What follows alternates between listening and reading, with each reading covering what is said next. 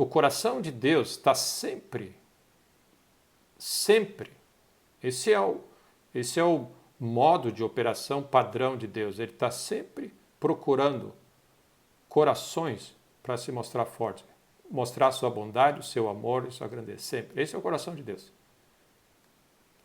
Ele é bom em tudo que faz e ele quer manifestar a sua bondade. Então, se você olha, as pessoas que iam até Jesus com alguma necessidade eram curadas, as pessoas que recebiam o profeta na hora do problema recebiam provisão. Jesus disse, o meu povo se humilhar e buscar, eu vou sarar a terra. Então, o coração de Deus é sempre sarar, restaurar, abençoar. E cabe a nós entender como Deus opera e qual é a base. Lembra o texto de Hebreus fala assim, entrar ousadamente diante do trono para receber o que ele tem. E Hebreus 11 também fala, é necessário que aquele que se aproxima de Deus creia. Ele é galardoador. E você pode dizer o que você quiser, galardão é presente, é prêmio, é recompensa. Da mesma maneira que ele diz, se vós que sois maus sabeis dar boas dádivas aos filhos, quanto mais vosso Pai Celeste. Então, os temas centrais na Bíblia é restauração, é restituição, é redenção, é salvação, é bênção. É o Deus da bênção. E a bênção vem de Deus. Lembra? É de cima para baixo.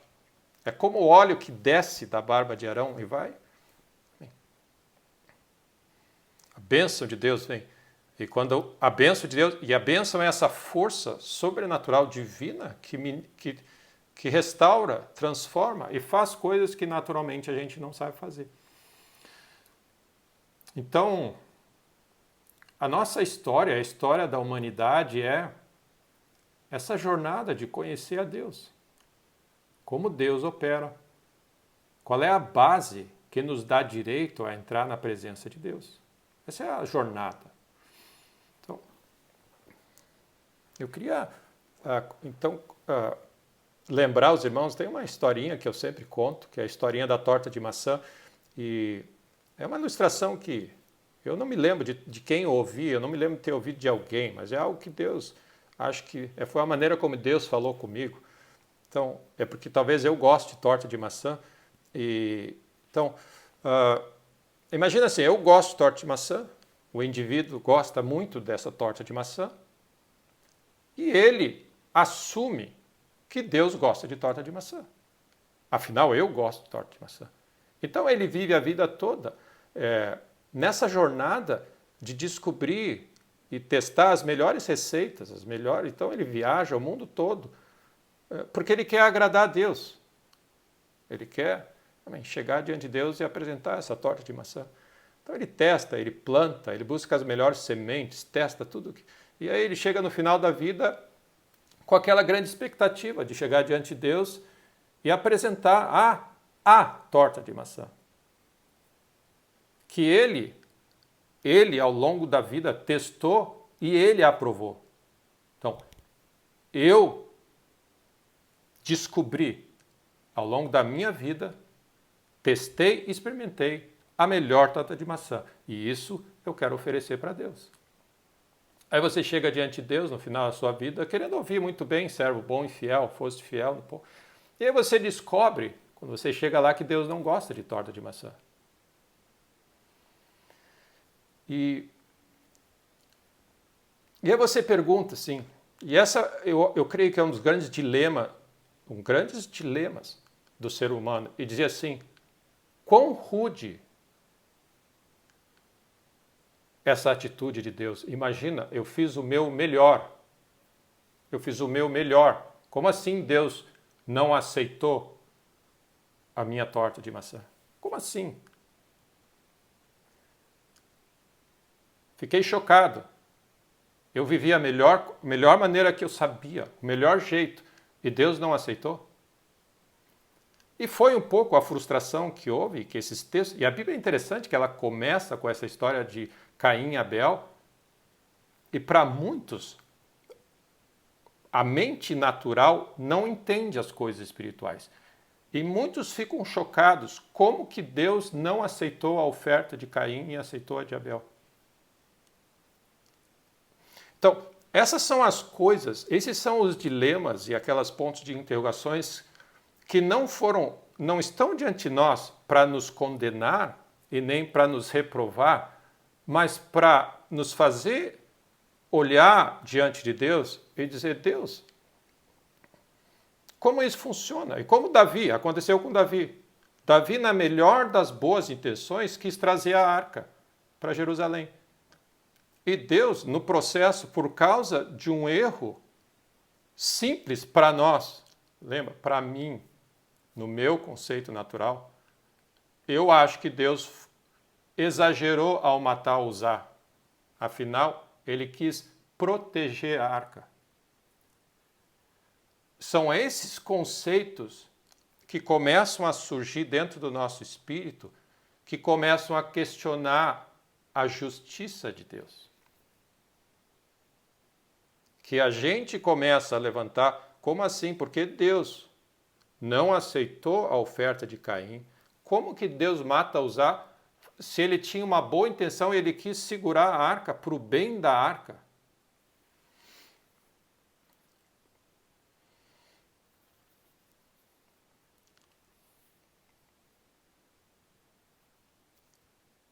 O que nós vemos nessas pequenas ilustrações é a diferença entre a justiça de Deus e a justiça própria. Então, nessa tarde, eu queria começar lendo Filipenses 3. Eu vou ler alguns textos, então se você tiver a sua Bíblia à mão, creio que vai ajudar a entender alguns, a navegar um pouquinho essa tarde, eu creio que vai ser bênção.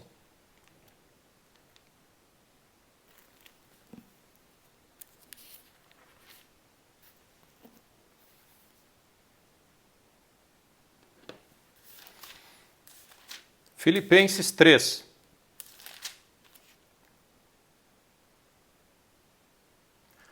Versículo 7 diz assim: olha, Paulo está dizendo, o que para mim era lucro, o que para mim era certo, o que para mim era correto, isso eu considerei como perda por causa de Cristo. Sim, deveras, considero tudo como perda por causa da sublimidade do conhecimento de Cristo Jesus. Meu Senhor, por amor do qual perdi todas as coisas e considero eu refúgio para ganhar a Cristo e ser achado nele, e olha o que ele diz, não tendo justiça própria, que procede da lei, senão a que é mediante a fé em Cristo, a justiça que procede de Deus baseada na fé. Então, Paulo chegou um momento que ele diz assim, eu concluí na minha jornada que não adianta eu ficar querendo dizer para Deus como se faz as coisas, como ele deveria fazer as coisas, o que está certo e o que está errado. Eu quero conhecer a justiça de Deus, como Deus acha. E aí vem aqueles textos que a gente sabe, os nossos pensamentos são diferentes dos dele. A nossa justiça é diferente da dele. A nossa lógica é diferente da dele. Os nossos caminhos são diferentes. Então, Paulo diz assim, eu vou jogar tudo que eu considero justiça própria, meus conceitos, minha lógica, que eu aprendi na lógica natural, eu vou deixar tudo de lado. Eu vou colocar de lado. Eu vou deixar tudo de lado. Porque eu quero ganhar a justiça de Deus. Eu quero viver uma vida que Deus diga, isso é justo. Então, é interessante porque Jesus, em outro texto, diz assim, busca o meu reino, né? Nós estamos falando do reino de Deus. Então, busca em primeiro lugar o reino de Deus e a justiça de Deus. O que é a justiça? Senão esse senso, o que é certo, o que é errado, o que é correto, o que é justo. Esse senso é a justiça de Deus. O que é errado para Deus e certo para Deus. Porque o que nós estamos lidando na vida das pessoas é essa ideia. Eu quero fazer tudo é certo. Por quê? Porque se eu fizer tudo que é certo, Deus tem que me tratar bem e tem que me abençoar. Essa é a ideia. Então, quando você faz tudo certo na tua lógica e as coisas não andam, você assim, eu fiquei chocado, Deus, que tu não gosta disso. Eu fiquei chocado, porque eu fiz tudo que é certo, eu dou o dízimo, da hortelã, do cominho, faço isso, faço aquilo, e não serve. Aí você pode gerar aquele senso nosso, natural, mas Deus é muito exigente, a gente precisa ir mais, tem que ser radical. De repente eu tenho que ir para um monastério, lá para o monte, ser um monge, e me dedicar e me consagrar, que daqui a pouco Deus talvez me penitenciar. O que é? E num certo sentido você chega num ponto e diz assim, é complicado agradar a Deus, né? Difícil de agradar. E aí, Jesus vem com uma outra lógica e diz assim, pouco é necessário, pessoal. Pouco é necessário. Vocês andam agitados, estressados, trabalhando, se esforçando, suando. E aí Jesus diz, não anda ansioso, não te preocupa, não é por aí. Busca o reino de Deus e a sua justiça. Tem uma maneira de operar que Deus quer nos ensinar, os caminhos dele. E ele diz, vinde a mim todos estão cansados e sobrecarregados. Eu vou aliviar vocês e vou ensinar uma nova maneira de viver. Aprendei de mim, porque eu sou manso e humilde de coração e achareis descanso. Então, qual é a minha função? A minha função não é assumir que Deus gosta de torta de maçã porque eu gosto. A minha função é descobrir o que agrada a Deus, o que Deus quer. E é isso que a gente faz nas Escrituras. Fé agrada a Deus. É a única coisa que agrada a Deus. Tudo que não é fé é pecado. E aí o que nós fazemos? Mas eu não acho que deveria ser assado, eu deveria ser assim, assado. E aí você cria teologias. O que é a religião? A religião nada mais é do que pegar esses conceitos bons da fé e tudo mais e tentar navegar e criar, mas continua com um senso de justiça própria. Mas Paulo colocou tudo e deixou tudo de lado, porque ele disse, eu quero a justiça que vem de Deus, aquela justiça que vem de Deus, e esses dias eu estava comentando com os irmãos aquela frase que diz, Abraão, como eu vou andar com Deus? O pai da fé, como eu vou andar com Deus? Ele diz, Abraão, então, descobriu uma maneira de agir na terra e se aproximar com Deus, de forma que Deus tratasse ele como se ele nunca tivesse pecado. Porque a grande questão entre nós é que o pecado faz separação entre Deus e os homens. Então, no momento que não há separação, a bondade de Deus vai se manifestar na nossa vida. Então, essa é a grande questão. Então, nós precisamos andar diante de Deus sem pecado. Nessa confiança que é nenhuma condenação há, nenhum peso de culpa, nada. Livres, sabendo que Deus nos ama, amém. Sabendo que Deus, amém, não nos trata segundo as nossas transgressões, mas segundo a bondade dele. Esse é o grande... Então, Abraão descobriu essa maneira. E ele é chamado pai da fé.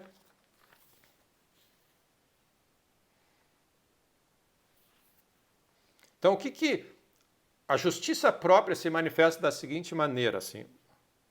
Se eu fizer alguma coisa errada, no meu conceito, pecar, eu vou me sentir para baixo, eu vou me sentir mal, eu vou lembrar assim, eu não mereço nada, você perde a confiança e você diz assim, você olha para a situação às vezes que você se encontra e diz, eu mereço esse caos mesmo, porque eu fiz isso quando eu era jovem, eu fiz isso quando eu era assim, eu mereço tudo isso.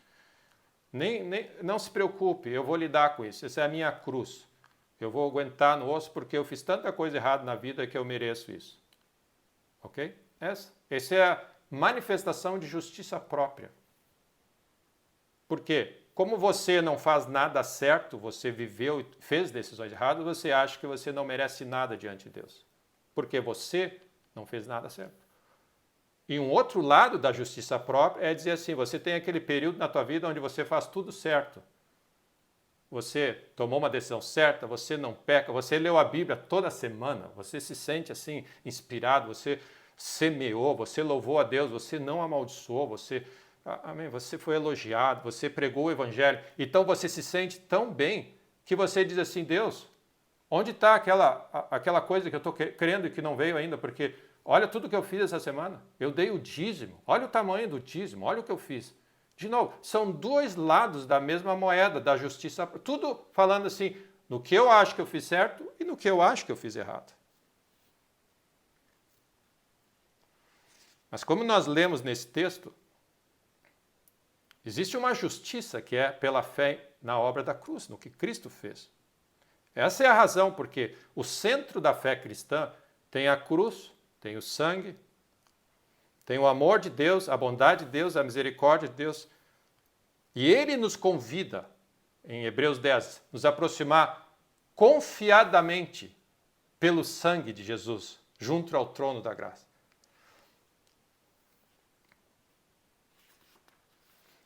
Então eu queria contar uma história, e nós vamos ler lá em 1 Samuel, a história que vocês conhecem de Davi e Jonatas.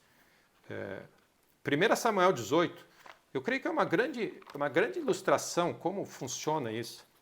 E a importância que é essa realidade de nós tomarmos a ceia, dessa aliança, dessa nova aliança que nós temos com Cristo. 1 Samuel 18 diz assim, versículo 3. Vocês lembram a história de Davi e Jonatas? Da aliança que eles fizeram, da amizade que eles tinham. Então, eu queria só destacar esse texto. Versículo 3 de Jonatas e Davi fizeram uma aliança. Nós vivemos no mundo ocidental. Nós não sabemos muito bem como funciona a aliança. Eles fizeram uma aliança. E normalmente, vamos dizer, existiam tipos de aliança. De aliança de sal, você já deve ter visto na Bíblia uma aliança de sal. E sal nada mais é a raiz da palavra salário. As pessoas eram pagas, era uma unidade de medida no passado, do latim. Então, como é que funciona? As pessoas eram pagas dessa forma. Então, elas carregavam sal e se elas iam entrar em aliança, é como se tivesse um saquinho de aqui, cada um derramava uma porção de sal no meio, o outro derramava, sacudia. É como se agora, o que acontece? Eles tinham uma aliança, você não consegue separar quem é o sal de quem. Esse é o meu sal, esse é o teu sal, é tudo misturado. Eles entraram numa aliança. E vocês já devem ter visto em filmes mais antigos, que as pessoas iam entrar em aliança, o que eles faziam? Aliança de sangue, eles cortavam a mão, lembra? Pegavam uma faca e botavam assim em cima de um recipiente e saía sangue. E os dois, é como se você botasse sangue, os dois, no mesmo recipiente. Ou eles cortavam sangue e misturavam, né? Qual é o objetivo? Eles estavam selando algo que eles diziam assim, agora tu é o meu sangue, eu sou teu sangue. É como se você fosse enxertado na família, agora eu virei irmão de sangue, porque agora o teu sangue corre na minha veia e o meu sangue corre na tua veia. Essa é a razão porque, você lembra o que Jesus disse? Este cálice é o cálice da nova aliança do meu sangue. Bebei. Então, o que está acontecendo? Jesus cortou uma aliança de sangue conosco. Então, a Bíblia toda, quase que o assunto sangue é um assunto central, desde no início lá, quando Adão pecou, sangue foi derramado, e você vê ao longo. Porque é uma história cheia de aliança de sangue. E nós, como eu disse, nós não temos esse conceito de aliança, para nós é interessante. A gente não tem nem o mínimo de lealdade, às vezes, com a amizade, né? Qualquer coisa diferente, a gente já... abandonei, larguei de mão. A gente perde esse senso. E a gente acha que Deus é assim também. Então, o que aconteceu? Eles fizeram uma aliança. Então, virando para o capítulo 20, versículo... Vamos agora ler alguns textos no capítulo 20. Versículo 12. Aí fala de novo da amizade entre Jonas. É importante esses dados só para você entender um pouco.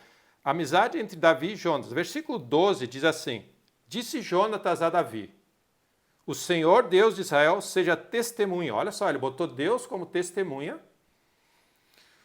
Amanhã ou depois de amanhã, a estas horas, sondarei meu pai. Se algo houver favorável a Davi, eu te mandarei dizer. Mas se meu pai quiser fazer-te mal, faça com Jonas o Senhor o que este aprouver, se não te fizer saber eu, e não te deixar ir embora, para que sigas em paz. E seja o Senhor contigo, como tem sido com meu pai.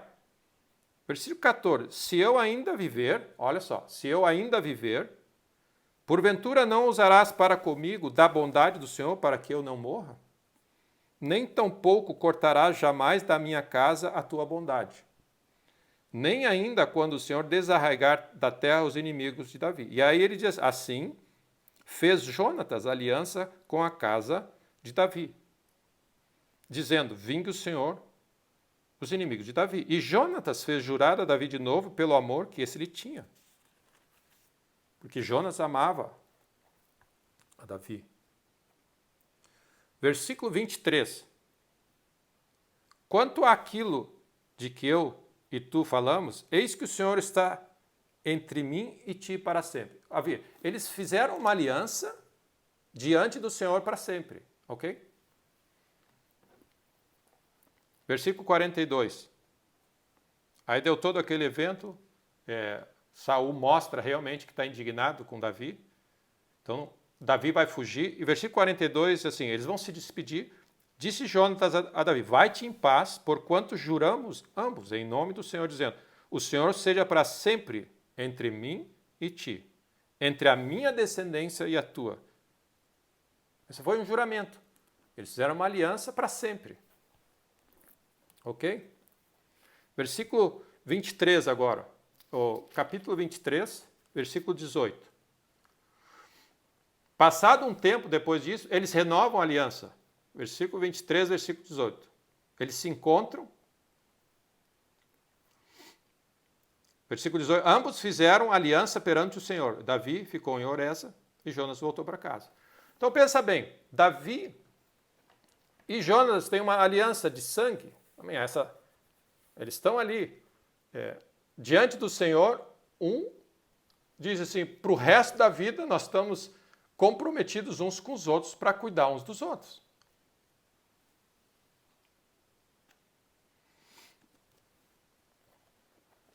Agora vamos para 2 Samuel 9. Saul e Jonatas morrem, Davi é chamado rei. Tá? Esse é o contexto. 2 Samuel 9. Saul e Jonatas morrem na batalha, Davi assume o reinado. Versículo 1 do capítulo 9. Disse Davi, resta ainda porventura alguém da casa de Saul para que eu use de bondade para com ele por amor a Jonas. Olha só. A aliança que Davi tinha com Jonatas fez ele, depois de ele assumir o reinado, ele não esqueceu da aliança. Ele tinha uma aliança de sangue, ele estava diante do Senhor. E o que ele tinha? Pessoal, tem alguém da casa de Saul vivo ainda, para que eu não fique pendente diante do Senhor e diante dessa aliança como um erro, que eu não cumpri a minha parte, para que eu use de bondade. Olha só, eu vou mostrar bondade por amor a Jonatas. Versículo 13. Aí eles chamam Ziba, um dos servos, e disse assim, não há ainda alguém na casa de Saul para que eu use eu da bondade de Deus para com ele? Aí ele diz, sim. Aí ele fala de Mefibosete. Ainda há um filho de Jonatas, aleijado de ambos os pés. Então o rei mandou trazê-lo, E versículo 6. Vindo Mefibosete, filho de Jonatas, filho de Saul, a Davi, inclinou-se, prostrando-se com o rosto em terra, e disse-lhe Davi, Mefibosete, ele diz, eis aqui teu servo. Aí Davi diz assim, presta atenção agora no versículo 7. Não temas, porque usarei de bondade para contigo por amor de Jonatas teu pai, e te restituirei todas as terras de Saul, teu pai, e tu comerás pão sempre à minha mesa. Olha só, da noite para o dia. Mefibosete estava vivendo a vidinha dele, talvez desesperado. Mataram Saul, mataram Jonas. O próximo que vai sou eu.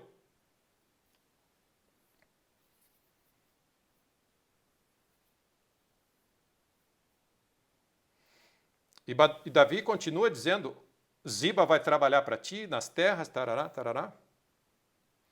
Versículo 11, disse Ziba ao rei, segundo tudo quanto meu servo o rei manda, a seu servo assim fará. E ele diz assim, comeu, pois, Mefibosete à mesa de Davi, como um dos filhos do rei.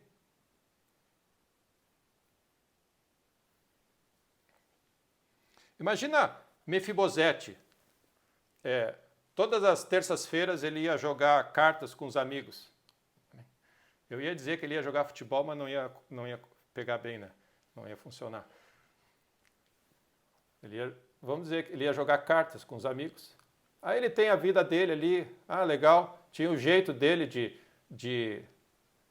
Um certo dia, Mefibosete aparece na comunhão dos amigos dele e ele diz assim, os amigos dele assim, ô Mefibosete, o que aconteceu contigo? Ganhou na loteria? Não. Ganhou alguma herança? Não. O que aconteceu contigo? Aí ele falou, descobriram que o meu pai tinha uma aliança com o rei e agora, por causa da aliança deles, e eu sou filho de sangue, eu sou parte dessa aliança e eu estou sendo tratado como um dos filhos do rei por causa de uma aliança. Ou seja, o que tu tem a ver com isso aí, tipo assim, Mefibosete? Eu não tenho nada a ver com isso. Eu simplesmente fiquei sabendo que eu sou beneficiário de uma aliança. Você sabe como funcionam os beneficiários, né? Você vai fazer um seguro de vida. Você quer definir quem é o beneficiário desse seguro? A pessoa nem sabe, mas você botou o nome lá. Quando você faz uma aliança de sangue, o que acontece? O sangue de Saul e o sangue de Davi, de Jonatas e o de Davi, se mesclaram. Então você pode dizer que Jonatas e o filho de Jonatas carregava uma parte do sangue do Davi. Esse é o conceito de aliança. Mefibosete tinha um pouco do sangue de Davi. E Davi considerava isso, tanto é verdade que ele diz, comeu Mefibosete na mesa do rei como um dos seus filhos. Para Davi, por causa da aliança, ele tinha que tratar Mefibosete igual ele tratava os filhos de sangue dele, por causa de uma aliança. Existe uma aliança de sangue entre o Pai e o homem, Deus e Jesus Cristo.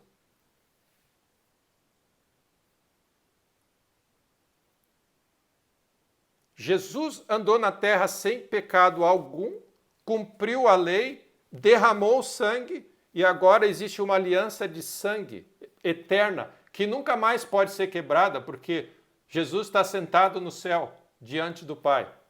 Não tem mais como ser quebrado. E aí ele nos convida e diz assim, todo aquele que crê nessa obra e beber do meu sangue, fazer parte dessa aliança. Nós somos o que? Convidados por Deus a fazer parte dessa aliança. E aí você vai dizer assim, um dia você vai dizer, quando os nossos olhos forem abertos, os nossos coração entenderem, qual é a razão de tudo isso que você tem na tua vida, do favor, da bênção?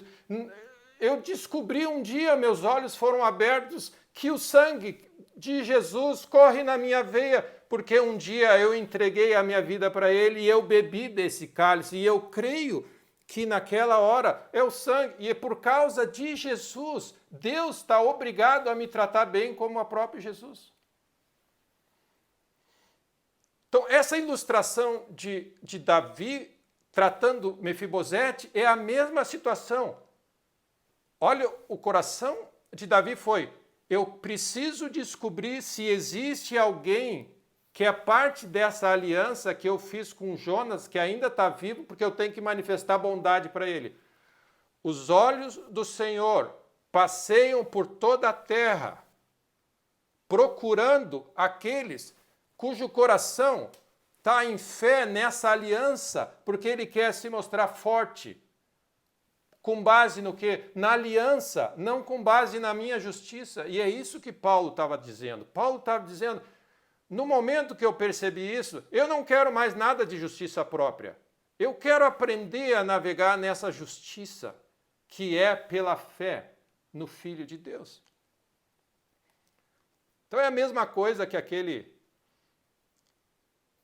história do rapaz que também junta todo o seu dinheiro e está lá na Inglaterra e precisa ir para os Estados Unidos, pega o navio,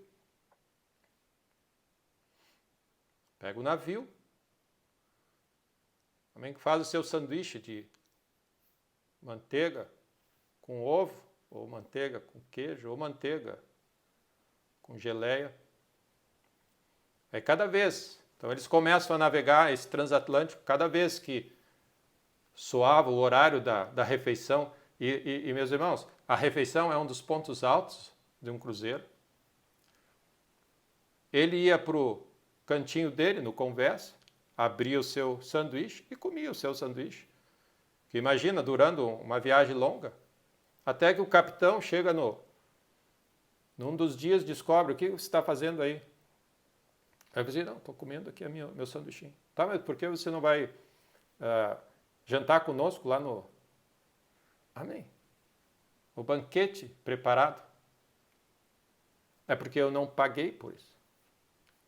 Eu falei: não, mas tudo está incluído nessa viagem. Se tu está no navio, está tudo incluído. O que aconteceu com Mefibosete? Uma parábola, uma ilustração. Num momento ele descobriu que a mesa do rei era dele. Por causa dele? Não. Porque alguém tinha pago um preço. Então, meus irmãos, nós temos uma coisa que nos separa dessa mesa, da mesa do Senhor. A única coisa. Pecado faz separação entre Deus e os homens. E a única maneira de lidar com o pecado foi Jesus ter morrido na cruz. Então, meus irmãos, não adianta você se sentir... quando eu me senti melhor, eu me senti justo, eu senti que eu estou fazendo tudo certinho, então eu vou crer em Deus para algumas coisas. Amém. Você não pode agregar nada nessa aliança por tua força, por teu esforço humano. Ou se sentir bem. Hoje eu acordei bem, eu me sinto cheio de fé, então eu vou crer em Deus para alguma coisa. Não tem nada a ver com você se sentir bem, ou por você fez A, ou B, ou C. Tem a ver com a tua fé nessa obra gloriosa, e que você fez, que nem aquele homem que subiu até o templo e disse assim: Senhor, sê propício a mim, pecador. Deus dá graça humilde. O que é humildade, senão nada mais é que dizer: eu não tenho justiça própria, não tem nada que eu faça que eu possa melhorar essa aliança ou ganhar alguma coisa de Deus. Tudo é bênção, tudo é favor, tudo é graça, tudo vem de Deus. É por causa do que Ele fez. Então, o que muitas vezes acontece na nossa vida? Nós começamos crendo na obra da cruz, mas nós nos aperfeiçoamos de novo. É uma tendência do ser humano de dizer: mas eu me sinto isso, e você volta para a justiça própria. Então nós precisamos permanecer na fé, que é o desafio, é o chamado. Então, qual é a única razão? A única razão porque Mefibosete comia na mesa do rei e era tratado como um dos filhos do rei por causa de uma aliança de sangue que havia entre Davi e o pai dele. Essa era a única razão. Ele não podia se orgulhar de nada, amém, e nem se detonar nada. E o que muitas vezes acontece é que nós, por causa do nosso senso de justiça própria e por causa da religião, nós dizemos assim, mas isso não me soa bem, me soa arrogância, e me soa, eu não mereço isso, eu não fiz nada. Como é que eu vou ganhar uma coisa se eu não fiz nada? Não faz sentido isso. E nossa mente natural começa a barafundar. Aí eu me sinto mal sobre isso, eu tenho que pagar, eu tenho que fazer alguma coisa. Eu não quero isso. Eu não vejo como isso seja possível. Tipo assim, eu simplesmente, pela fé na obra da cruz, eu tenho direito a isso. E é o que, na verdade, causa os grandes desafios na nossa vida. Fé como uma criança. Fé como um grão de mostarda. Amém.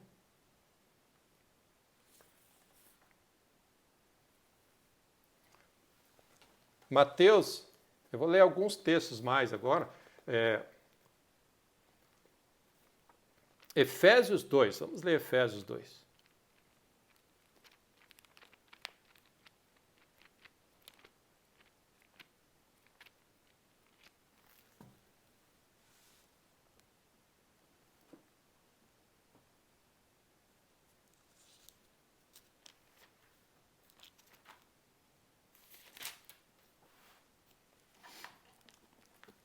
Efésios 2, vou começar lendo o versículo 4, é um texto, amém, é uma benção esse texto.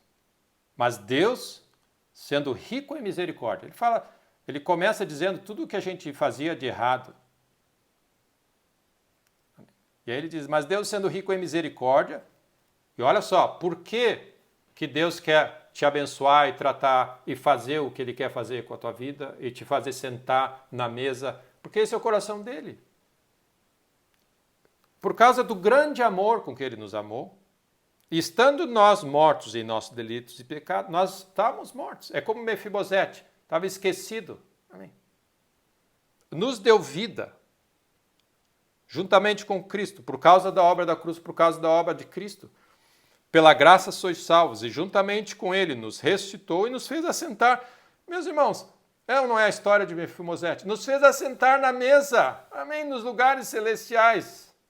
Em Cristo Jesus. É como se assim, como Deus olha para nós que estamos em Cristo, Ele nos trata como um dos seus filhos, como Jesus. Natural, filho de direito, Ele olha para nós como se nós fôssemos filhos como Jesus. Versículo 7. Para mostrar nos séculos vindouros a suprema riqueza de sua graça em bondade para conosco. Olha o que Davi fez. Davi foi atrás de Mefibosete para mostrar a bondade do Senhor para ele. O que Deus está fazendo?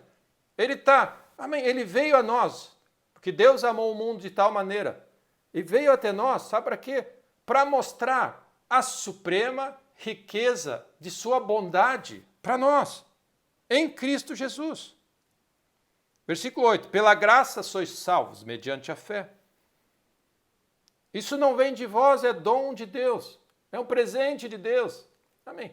Mefibosete, para o resto da vida, ele não. Se alguém perguntasse para ele, tudo o que tu tem na vida e tu conquistou na vida, eu vou dizer, eu não tenho nada a dizer. Eu sou alvo da misericórdia e da bondade, que por causa do que o meu pai fez uma aliança de sangue com o rei, agora eu tenho tudo o que o rei tem e me repartiu a mim. Se você é salvo, lavado no sangue do Cordeiro e crê na obra da cruz, o sangue de Jesus passa dentro de você aqui. E é com base no sangue de Cristo que circula na tua vida que Deus quer te tratar como Ele trata Jesus. E cabe a nós agora crer nisso ou não. Se você tiver um senso de justiça própria, você vai dizer assim, não, muito obrigado, Deus, eu quero conquistar por minha própria força e mostrar para as pessoas e para ti que eu também sou bom. Essa amém. Você pode ser um cristão lavado no sangue do Cordeiro e ainda viver com base na tua justiça. Querer provar e dizer assim, Deus, eu não quero nada. Amém.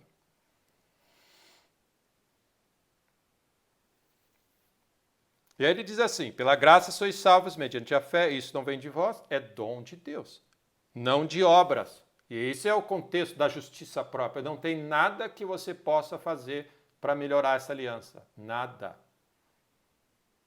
Para deixar ela mais efetiva, para deixar ela mais gloriosa ou para deixar ela mais pujante. Nada. É dom de Deus. Não de obras para que ninguém se glorie. Mefibosete era uma pessoa, diz assim, para o resto da vida.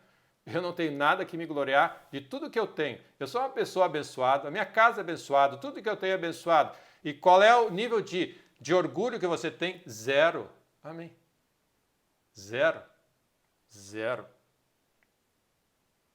Pois somos feitura dele, criados em Cristo Jesus para boas obras, as quais Deus de antemão preparou para que andássemos nela.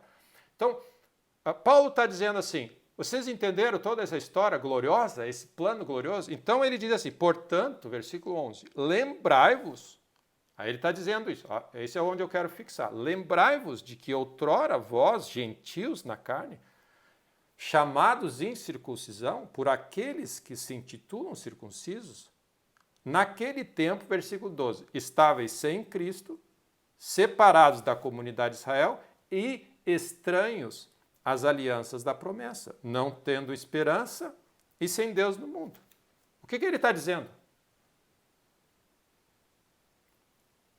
Lembra que antes você estava longe das promessas. Tudo o que tem nas Escrituras, todas as alianças que Deus disse para Abraão, para Isaac, para Jacó, para Moisés, para Noé depois do tempo, tudo, eu vou te abençoar, enche a terra. Todas as bênçãos que Deus quis repartir, ele está dizendo para nós, lembra que fora, antes, gentios, vocês estavam longe dessa aliança, mas agora em Cristo, vós que antes estáveis longe, fostes aproximados pelo sangue de Cristo.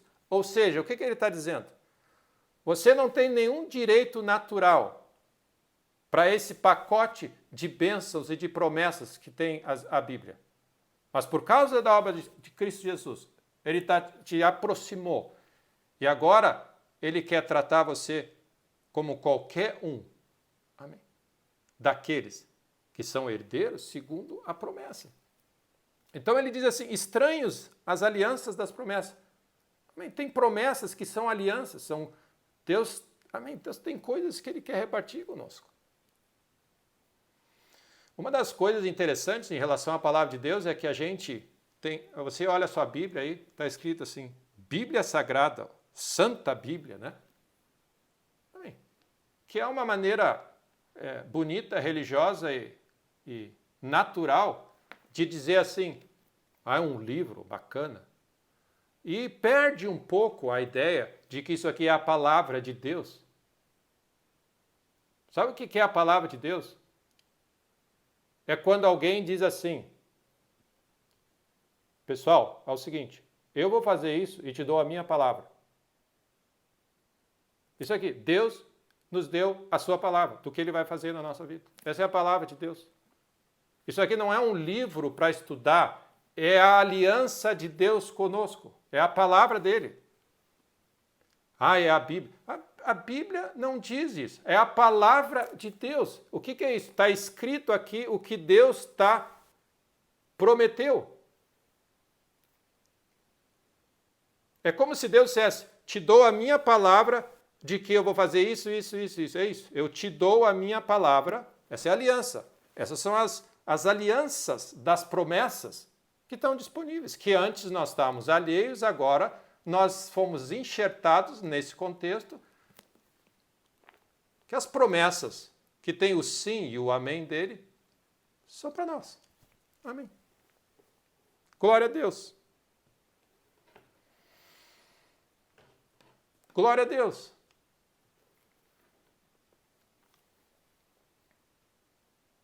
Glória a Deus.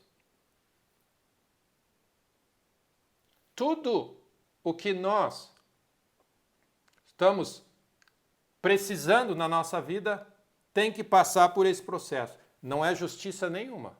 Não é porque você trabalha bastante, porque você estudou, porque você tem um curso superior, porque você tem uma cor diferente da outra, porque você tem um sobrenome diferente da outra, porque você tem 500 anos de fé. Nada. É por causa da obra da cruz. Porque de alguma maneira Deus te deu a oportunidade de que se você crê em Jesus, você se torna participante dessa aliança. Então, Mateus 26, para a gente ir concluindo,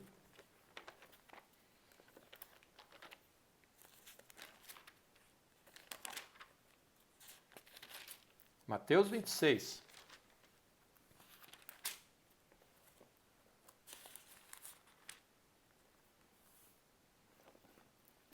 Versículo 27, diz assim: A seguir, tomou Jesus um cálice e, tendo dado graças, o deu aos discípulos, dizendo: Bebei dele todos, porque isso é o meu sangue. Nós estamos bebendo o sangue de Jesus, nós estamos entrando em aliança com ele. O sangue de Jesus está circulando aqui. E aí, sabe o que Deus está fazendo? Eu estou procurando corações na terra para manifestar a suprema riqueza da minha bondade naqueles que acreditam que por causa dessa obra da cruz, essa é a única base para mim crer na bênção, na promessa, na provisão, na cura, o que seja que você está crendo, no emprego, o que for, provisão, relacionamentos, salvação, restauração, paz, renovo, tudo é com base nessa realidade de que o sangue de Jesus, ele diz assim, bebei dele todos, porque isso é o meu sangue, o sangue da nova aliança derramado em favor de muitos.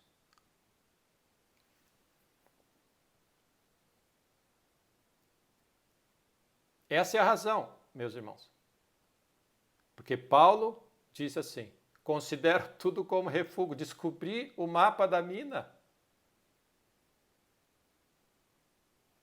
Fui forjado e treinado aos pés de Gamaliel, eu sou a pessoa mais inteligente, treinada nos maiores estudiosos e mestres da lei. Ele diz assim, considero tudo secundário.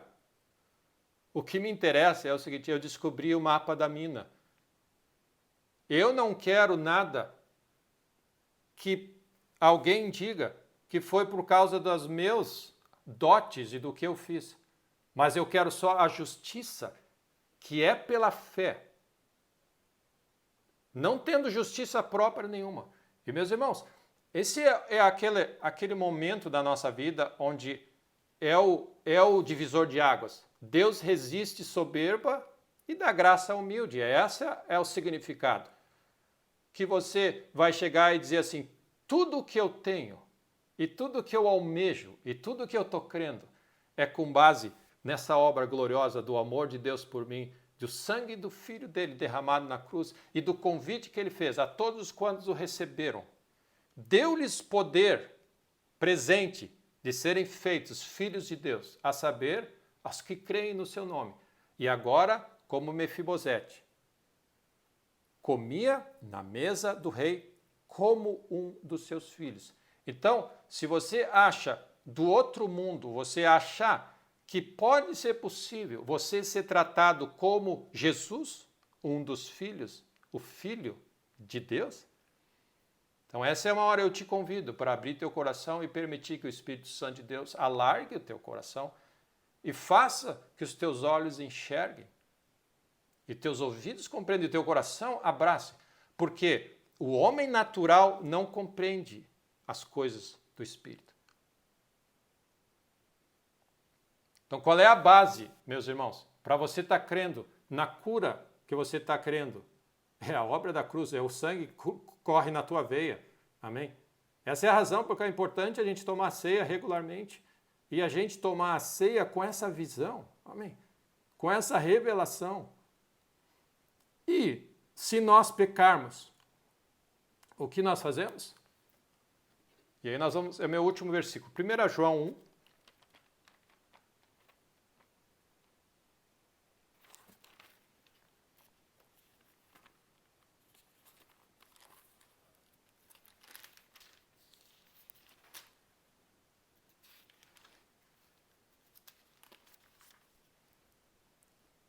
Pastor, eu nunca peco nesse ponto de ter que confessar diante de Deus meus pecados. Esse realmente é o problema.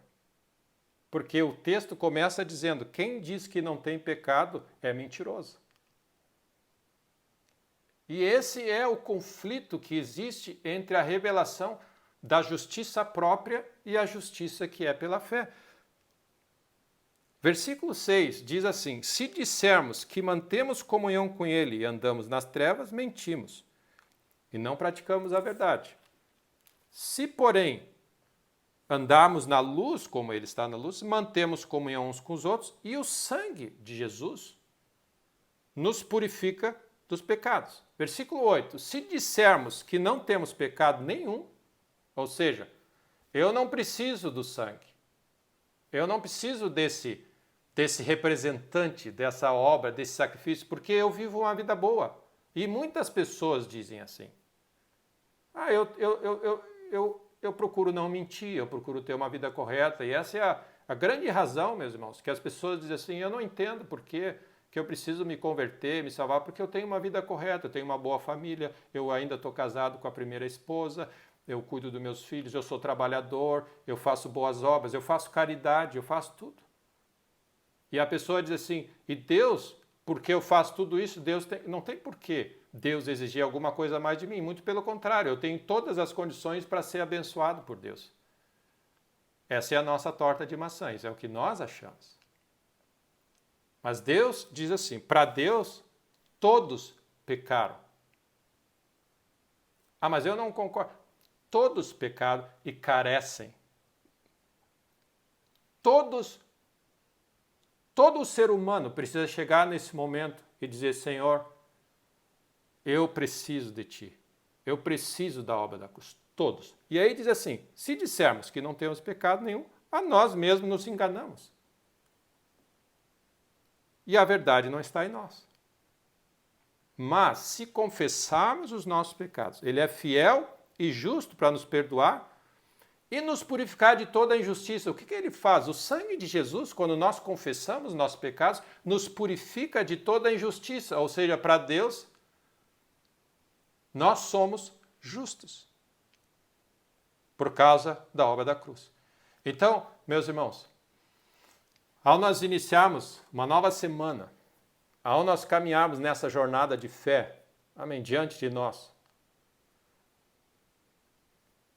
é só por causa da obra da cruz, por causa da obra de Jesus e a nossa fé única de que nós fomos incluídos nesse pacote.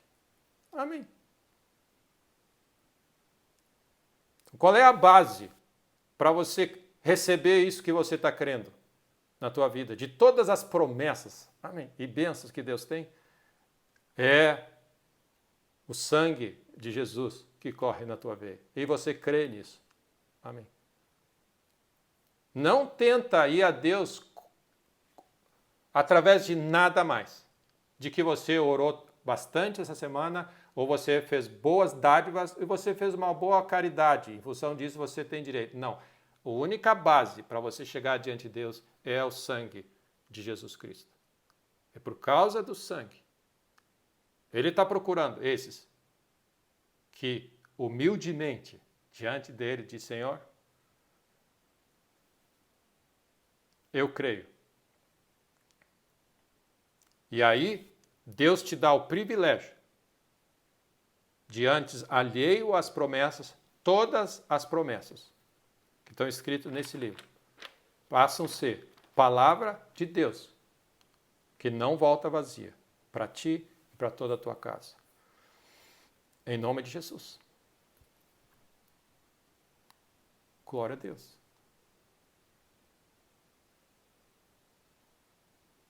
E Mefibosete, para o resto da sua vida, viveu sendo tratado como um dos filhos do rei. E que isso seja dito de nós. Amém? E eu, fulano de tal, vivi o resto da minha vida, desde que meus olhos foram abertos, sendo tratado igualzinho Jesus foi tratado. Todas as promessas estão disponíveis por causa de Jesus. Então, que Deus te abençoe, e que Deus nos ajude, e que Deus abra os nossos olhos, que Deus nos dê a compreensão gloriosa para esse momento. Amém. Precioso que nós podemos, semanalmente, participar da ceia. E quando você tomar a ceia, próximas vezes que você tomar a ceia, amém. Que isso te ajude a tomar a ceia com outros olhos. Em nome de Jesus. Amém?